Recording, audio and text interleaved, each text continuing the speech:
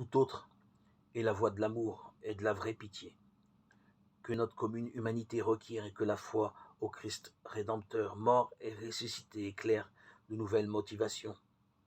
La demande qui monte du cœur de l'homme dans sa suprême confrontation avec la souffrance et la mort, spécialement quand il est tenté de se renfermer dans le désespoir et presque de s'y anéantir, est surtout une demande d'accompagnement, de solidarité et de soutien dans l'épreuve.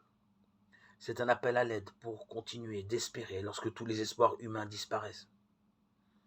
C'est en face de la mort que l'énigme de la condition humaine atteint son sommet pour l'homme.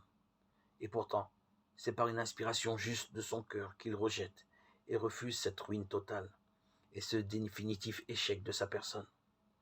Le germe d'éternité qu'il porte en lui, irréductible à la seule matière, s'insurge contre la mort.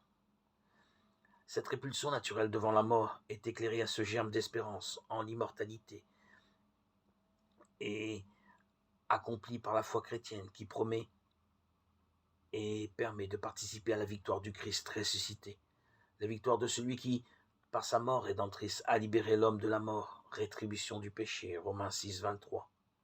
Il lui a donné l'esprit, gage de résurrection et de vie, Romains 8, 11. La certitude de l'immortalité future et l'espérance de la résurrection promise projettent une lumière nouvelle sur le mystère de la souffrance et de la mort. Elles mettent au cœur du croyant une force extraordinaire pour s'en remettre au dessein de Dieu.